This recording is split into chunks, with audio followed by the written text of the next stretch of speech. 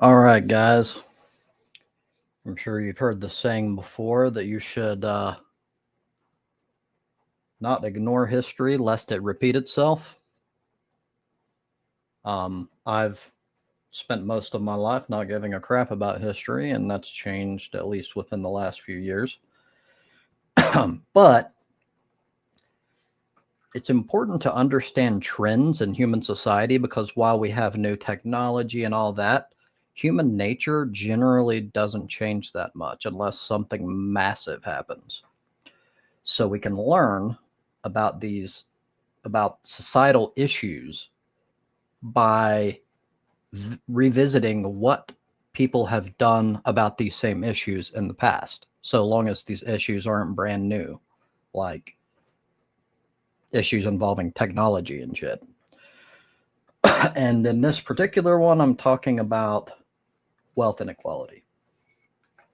Um, I'm just going to go ahead and read a relatively short article. Let me share here.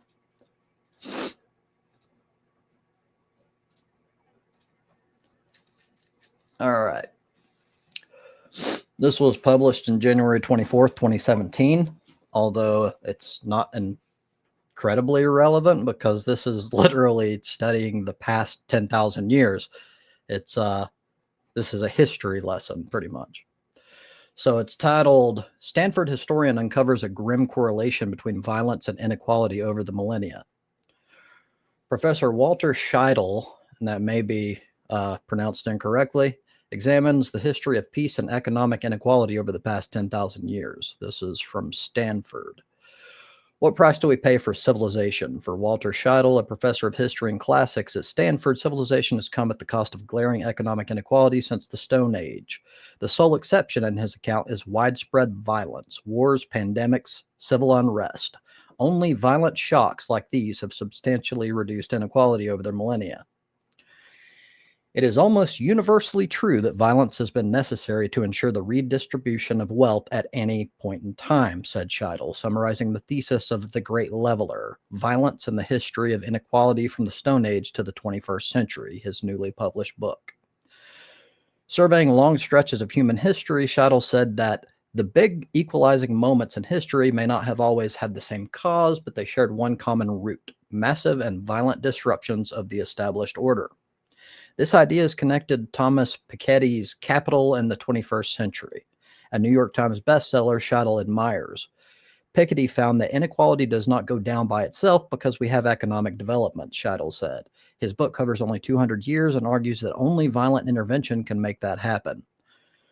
But Scheidel, who has taught a freshman seminar on long-term inequality, wanted to know if this insight can be applied to all of history. He enlisted the help of Andrew Granado, a senior majoring in economics, to compile a bibliography of more than 1,000 titles.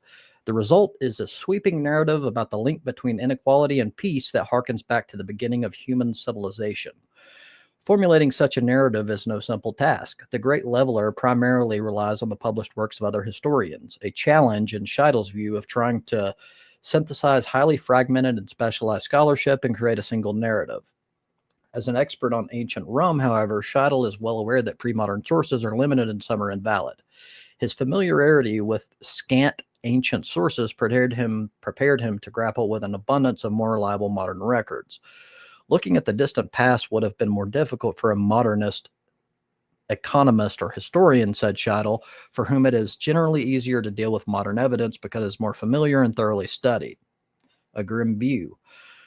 Scheidel acknowledges his pessimism in resolving inequality. Reversing the trend toward greater concentrations of income in the United States and across the world might be in fact nearly impossible, he said.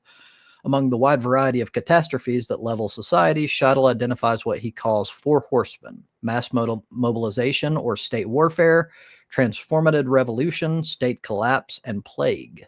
A textbook example of mass mobilization is World War II, a conflict that embroiled many developed countries and, key for Scheidel, uniformly hugely reduced inequality. As with Europe and Japan, he said, in the U.S. there were massive tax increases, state intervention in the economy to support the war effort and increase output, which triggered a redistribution of resources benefiting workers and harming the interests of the top 1%.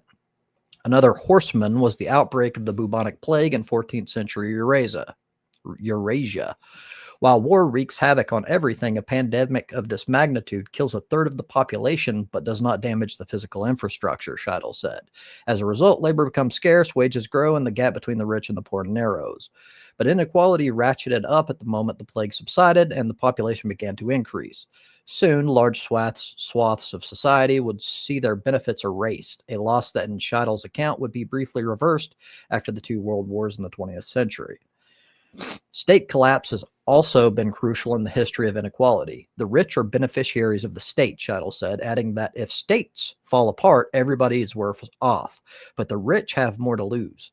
Their wealth is wiped out by the destruction of the state, such as in the fall of the Mayan civilization or Chinese dynasties. Is change possible? As for whether reducing inequality will ever be possible in peacetime, Scheidel simply said, history does not determine the future. Things can change, but change is slow. Business as usual may not be enough, he said. We have to think harder about how to bring change in today's world. A peaceful remedy to economic inequality may start with what Scheidel calls an understanding of historical context, because simply electing the right politicians who promise that everything will be okay is a short-term view. For the longer term, Scheidel said, I am not advocating war, but repeating the same old ideas ignores the lessons of history.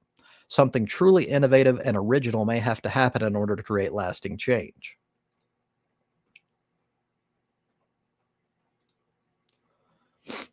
So obviously, as he's the guy digging through history and presenting these facts to us, he doesn't want to become a frickin' martyr. He doesn't want to have everything taken away. And I would think that based on what I've seen, I don't know, he may actually believe what he said toward the end. But what can we do now that hasn't been tried throughout all of history? Ever. So it's pretty damning, but it's kind of what I've been silently calling for a while. That it takes enough people getting pissed off and saying, fuck this, enough is enough. Otherwise, nothing ever changes. It's not going to change with politicians. Politicians are bought off. Generally speaking, people don't enter politics to make the world a better place. They enter politics to better themselves. It's Power 101. And even in the rare circumstances that people actually care, human nature kind of comes into the fray. And I would say that it's extraordinarily rare that we get a politician, left or right, that doesn't become corrupt because of the potential power that they can wield and the financial success that can come about due to that, because at least in this country and probably a vast majority of the countries around the world, it is legal to bribe. That's what lobbying is. It's legal bribery. So I don't think that I can directly state that I condone violence, but at least not on YouTube. But I can say whatever the fuck is necessary to bring about actual lasting change should be done. If there is absolutely no way that we can rely on Congress, which is one of our only avenues to make change, if we can't protest and anything ever changes, if there's nothing else we can do, then we got to do whatever the fuck it takes. Because shrugging your shoulders and going, it is what it is, isn't doing shit. Thank you for your time.